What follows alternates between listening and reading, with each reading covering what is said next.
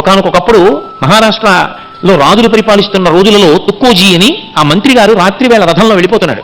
వెళ్ళిపోతుంటే రథం ఇరుసు విరిగిపోయింది.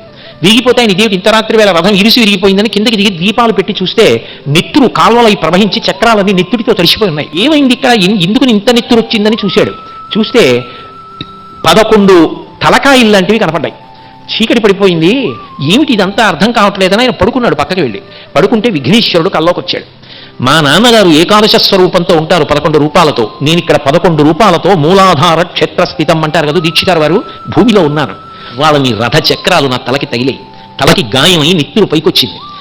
అది ఒకందుకు మంచిదే. ఇక పైన నేను అందరికీ కనపడి అనుగ్రహించాలనుకుంటున్నాను.